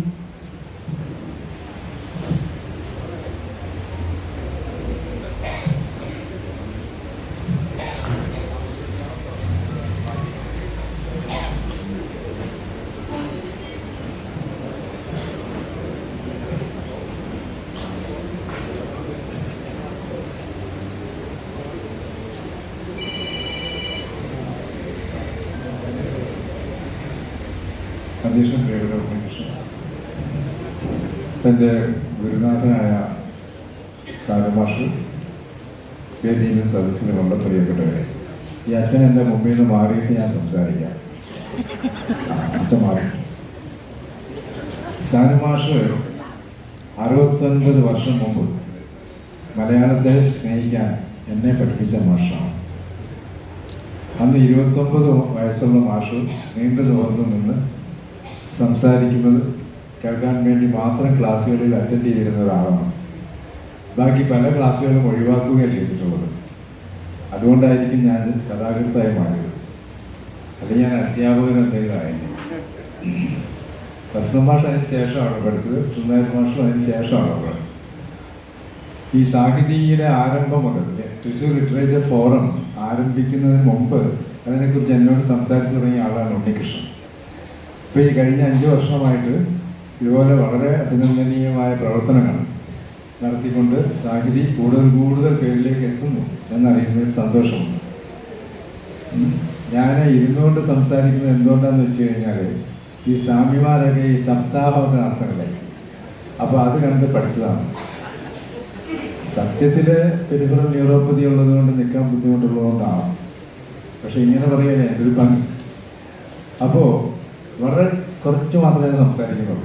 കാരണം സാനു മാഷിനെ പോലൊരാൾ കുറേ നേരം കൂടെ ഇവിടെ ഇരിക്കുന്നത് ബുദ്ധിമുട്ടായിരിക്കും. ഞാൻ ഈ കഴിഞ്ഞ ഇടയ്ക്ക് പത്രം നോക്കിയപ്പോൾ കണ്ട ഒരു കാര്യം പറയാൻ മാത്രമേ ചെയ്യുന്നത്.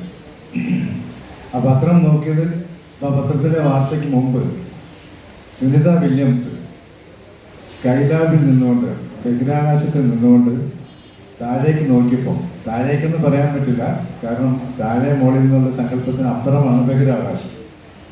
അങ്ങനെ നിന്നുകൊണ്ട് നോക്കിയപ്പോൾ എത്ര മനോഹരമാണ് നീല നിറമുള്ള ഈ ചെറിയ ഗോളം എന്നവർ പറഞ്ഞത് എല്ലാ പത്രങ്ങളിലും മാധ്യമങ്ങളിലും വന്നിട്ടുണ്ടായിരുന്നു. അപ്പോൾ ഈ ചെറിയ ഗോളം അത്ര മനോഹരമാണ്. ഞാൻ നോക്കുമ്പം അവിടെ അതിർത്തികളൊന്നും കാണുന്നില്ല എന്നാണ് അവർ പറഞ്ഞത്. പക്ഷേ മുകളിൽ തന്നെ 2-3 വലിയ ടെലിസ്കോപ്പുകളുണ്ട് സ്പേസിൽ. അത് ഹബിൾസ്കോപ്പ് ടെലിസ്കോപ്പ് ഉണ്ട്, ജെയിംസ് വെബ് എന്ന് പറഞ്ഞ ടെലിസ്കോപ്പ് ഉണ്ട്. ഇതിലേതെങ്കിലും ഒരു ടെലിസ്കോപ്പ് ഉപയോഗിച്ചിട്ട് സുനിത വില്യംസ് സൂം ചെയ്ത് ഭൂമിയിലേക്ക് നോക്കിയാൽ 2 വെടിക്കെട്ടുകൾ കാണാം. തൃശ്ശൂർ പൂരത്തിൻ്റെ വെടിക്കെട്ട്. ഗംഭീരമായ നിറഭംഗിയിൽ പൊങ്ങുന്ന ആ വെടിക്കെട്ടും അതിൻ്റെ ശബ്ദവും അതിൻ്റെ പുകയും ഒപ്പം കുഞ്ഞുങ്ങളുടെ ആർത്ത് ചിരിക്കലും അവർക്ക് കേൾക്കാൻ കഴിയട്ടെ. അതേസമയം അല്പം ഒന്ന് മാറി, ചെറിയ ഗോളമാണ്, അല്പം ഒന്ന് മാറി നോക്കിയാൽ ഗാസയിൽ കുഞ്ഞുങ്ങളുടെ ആസ്പത്രിക്ക് മുകളിൽ ഇസ്രായേൽ വർഷിക്കുന്ന ബോംബുകളുടെ വെടിക്കെട്ടും കാണാൻ കഴിയും. അതിൻ്റെ ചെതർച്ചയും കുഞ്ഞുങ്ങളുടെ ദീനരോധനവും ഉയരുന്നത് കേൾക്കാൻ കഴിയും. ഇത് രണ്ടും ചെയ്യുന്നത് മനുഷ്യരാണ്. ഇത് രണ്ടും ചെയ്യുന്ന മനുഷ്യരുടെ സയൻറ്റിഫിക് നെയിമാണ് ഹോമോ സേപ്പിയൻ. ഹോമോ എന്നാൽ മനുഷ്യനും, സേപ്പിയൻ എന്ന് വെച്ചാൽ വൈസ് അല്ലെങ്കിൽ ചിന്തിക്കുന്ന അർത്ഥം. ചിന്തിക്കുന്ന മനുഷ്യരാണ് ഇതൊക്കെ ചെയ്തുകൊണ്ടിരിക്കുന്നത്. ഒരു സ്പീഷീസാണോ ഈ ജന്തു എന്ന് തന്നെ സംശയം തോന്നുന്ന വിധമാണ് ഈ പ്രവൃത്തികൾ നേടുന്നത്. പിന്നെയും വിശദീകരിച്ചാൽ നേരത്തെ സാനുമാഷ് പറഞ്ഞ പോലെ ജാതി, മതം, ലിംഗം, നിറം, ചീഫ് സെക്രട്ടറിയുടെ നിറത്തെ പോലും വിമർശിച്ച ആളുകളാണ് കേരളത്തിലുള്ള ചില മനുഷ്യർ. ഇങ്ങനെ രാഷ്ട്രീയ പ്രത്യയശാസ്ത്രം ഇങ്ങനെ നിരവധി വിഭജിക്കപ്പെടുന്ന, മനുഷ്യനെ വിഭജിക്കുന്ന ഭിത്തികൾ, അദൃശ്യ ഭിത്തികൾ നമുക്ക് കാണാൻ കഴിയും. ഇരുട്ടാവുകയാണ്, സാവധാനം ഇരുളുകയാണ്. ഏകാധിപത്യ ഭരണകൂടങ്ങൾ വർദ്ധിച്ചു വരും, മതരാഷ്ട്രങ്ങൾ വർദ്ധിച്ചു വരും. ഇറാനിൽ ഒരു പെൺകുട്ടിയുടെ മുടി കുറച്ച് വെളിയിൽ കണ്ടതിനാണ് അവളെ പോലീസ് മർദ്ദിച്ചു കൊന്നത്.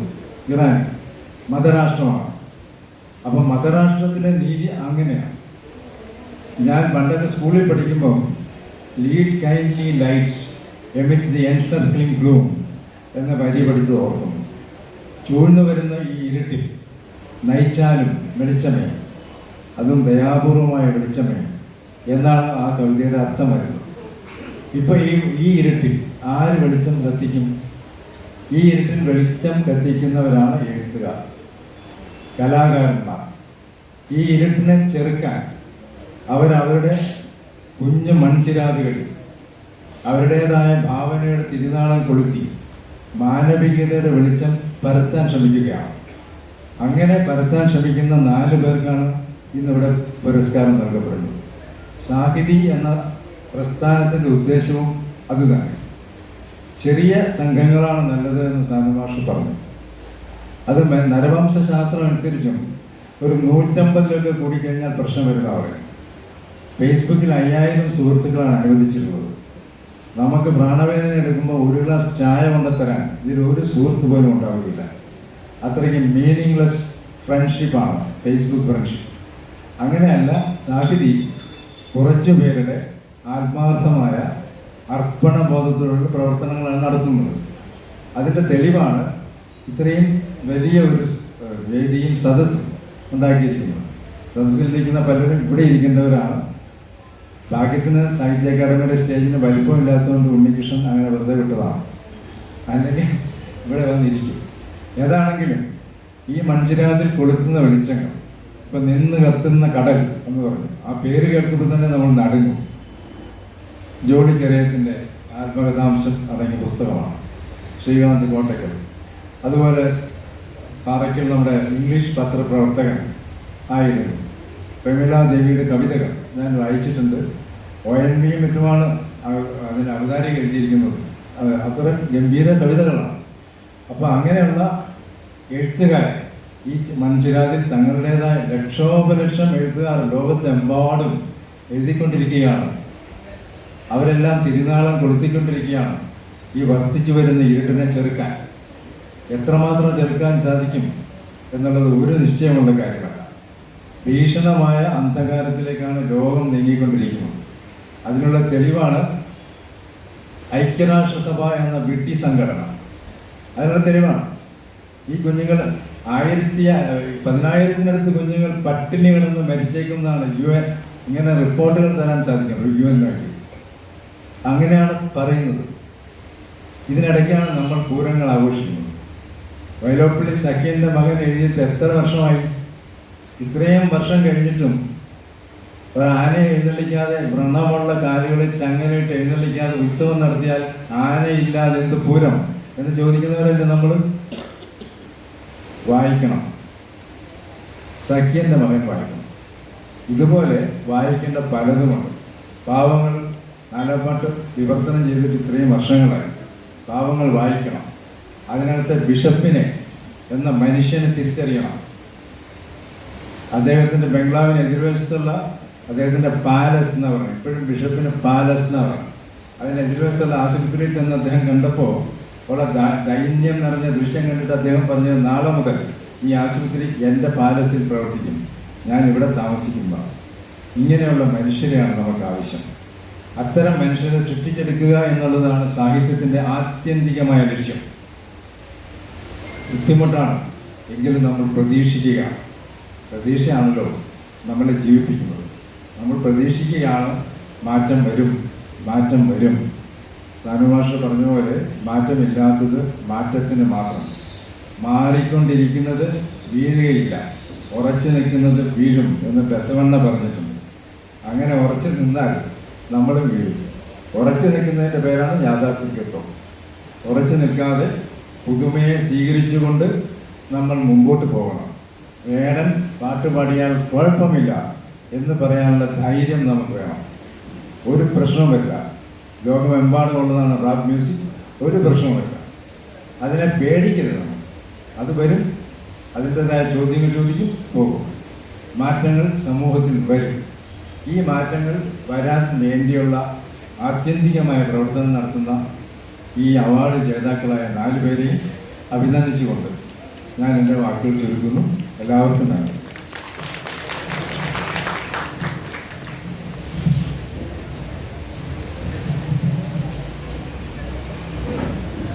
സ്നേഹിതരെ, അടുത്തത് സാനുമാഷിന് വളരെ തിരിച്ചുപോകാൻ തിരക്കുണ്ട് എന്ന് പറഞ്ഞാൽ നമുക്ക് പുരസ്കാര സമർപ്പണ പരിപാടിയിലേക്ക് കടക്കാം. അതിവേഗം തന്നെ പുരസ്കാര സമർപ്പണം ആരംഭിക്കുകയാണ്. അതിൻ്റെ മുഖപുരം സംസാരിക്കുന്നതിന് വേണ്ടിയിട്ട് ഡോക്ടർ സെബാസ്റ്റ്യൻ ജോസഫ് മാസ്റ്റർ ക്ഷണിക്കുക. എല്ലാവർക്കും നമസ്കാരം. യൂസഫ് അലി കേച്ചേരി പുരസ്കാര ജേതാവ് ഡോക്ടർ ജെ പ്രമീളാദേവിയാണ്. സമകാലിക മലയാള കവിതയിലെ ശ്രദ്ധേയമായ സ്വരമാണ് പ്രമീളാദേവിയുടെ കവിതകൾ. സൗന്ദര്യാനുഭൂതികളും സ്ത്രൈണഭാവത്തിൻ്റെ സൂക്ഷ്മാംശങ്ങളും അടയാളപ്പെടുത്തുന്ന കാവ്യശൈലി. പ്രകൃതിയും മനുഷ്യനും തമ്മിലുള്ള അദ്വൈത ഭാവത്തിൻ്റെ ആത്മാവിഷ്കാരങ്ങളാകുന്ന കവിതകളിൽ വിത്തും വേരും വള്ളിയും കക്കയും മീനും പശുവുമൊക്കെയായി പ്രപഞ്ചത്തെ രേഖപ്പെടുത്തുന്നു. പെൺകർത്തൃത്വം ആവിഷ്കരിക്കുന്നതിന് പര്യാപ്തപ്രാപ്തമായ നവീനമായൊരു ഭാഷാ നിർമ്മിതിയിലൂടെയാണ്. സ്ത്രീ ശരീരത്തിൻ്റെ സ്വത്വബോധത്തെക്കുറിച്ച് ഉത്തമ ബോധ്യമുള്ള കവി. ഇംഗ്ലീഷ് സാഹിത്യത്തിൽ ബിരുദാനന്ദ ബിരുദവും താരതമ്യ സാഹിത്യത്തിൽ ഡോക്ടറേറ്റുമുള്ള പ്രമീളാദേവി നിരവധി വിദേശ സർവകലാശാലകളിൽ വിസിറ്റിംഗ് പ്രൊഫസറായി സേവനമനുഷ്ഠിച്ചു വരുന്നു. ഇംഗ്ലീഷിലും മലയാളത്തിലുമായി നിരവധി കവിതാ സമാഹാരങ്ങൾ പ്രസിദ്ധീകരിച്ചിട്ടുണ്ട്. കൂടാതെ നിരവധി പഠന ഗ്രന്ഥങ്ങൾ, ലേഖനങ്ങൾ, 55 പരിഭാഷകൾ ഉൾപ്പെടെ സമ്പന്നമായ സാഹിത്യ സംഭാവനകൾ. മികച്ച സാമൂഹിക പ്രവർത്തനയ്ക്കുള്ള ബ്രിട്ടീഷ് പാർലമെന്റിന്റെ born achiever award of the year, Samastha Kerala Sahitya Parishad award, Edasseri കവിതാ അവാർഡ്, തത്വമസി പുരസ്കാരം, പൂന്താനം അവാർഡ് എന്നിങ്ങനെ നിരവധി പുരസ്കാരങ്ങൾ തേടിയെത്തി. നിഷാദം, രാമേശ്വരം കടൽ, വാടക വീട്ടിലെ സന്ധ്യ, നാടകാന്തം, അവിടുത്തെ ഹിതം, നേരാഴം എന്നിവ പ്രസിദ്ധ കൃതികൾ. കോട്ടയം സ്വദേശിയാണ്. യൂസഫ് അലി കേച്ചേരി പുരസ്കാരം 2020 സ്വീകരിക്കുന്നതിന് പ്രിയപ്പെട്ട ഡോക്ടർ ജെ പ്രമീളാദേവി ആദരപൂർവ്വം ക്ഷണിക്കുന്നു.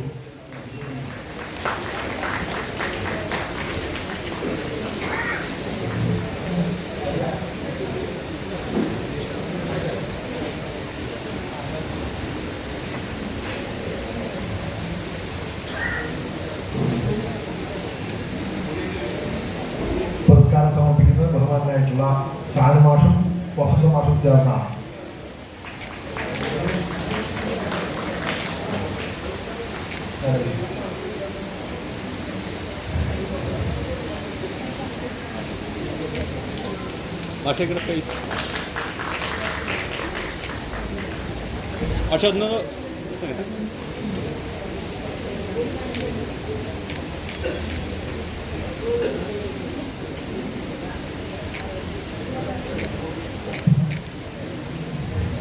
CP പോൾ ചുങ്കത്ത് സ്മാരക സാഹിത്യ പുരസ്കാര ജേതാവ് ജോണി ചെറിയത്ത് ആണ്.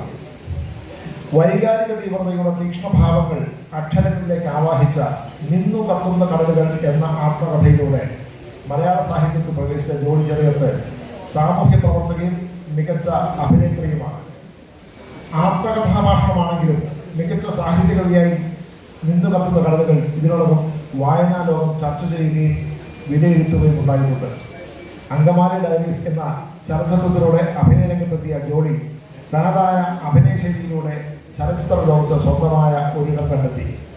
2021 കേരള സംസ്ഥാന ചലച്ചിത്ര അക്കാദമി മികച്ച രണ്ടാമത്തെ നടിക്കുള്ള അവാർഡ്, കാളിരാത്രി എന്ന ചിത്രത്തിലൂടെ മികച്ച സഹനടിക്കുള്ള അന്താരാഷ്ട്ര പുരസ്കാരം എന്നിവ നേടിയിട്ടുണ്ട്. തൃശൂർ സ്വദേശിയെങ്കിലും എറണാകുളത്താണ് സ്ഥിര താമസം. ജോളി ചെറിയത്തിനെ സ്നേഹപൂർവ്വം ക്ഷണിക്കുന്നു.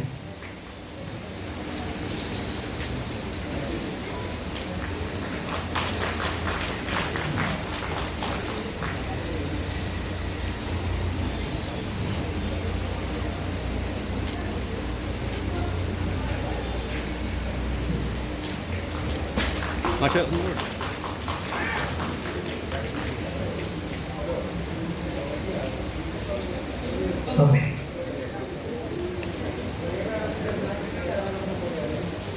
Madam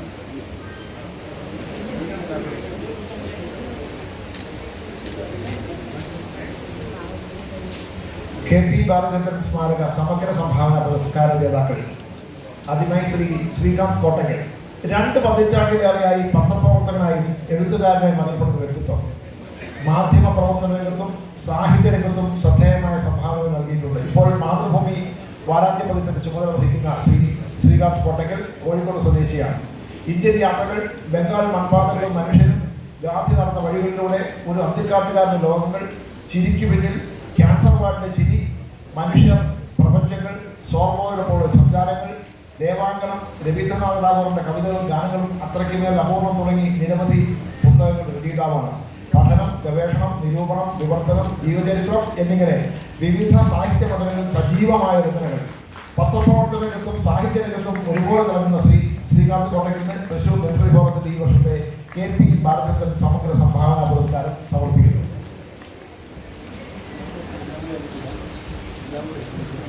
Sir, it's hiding.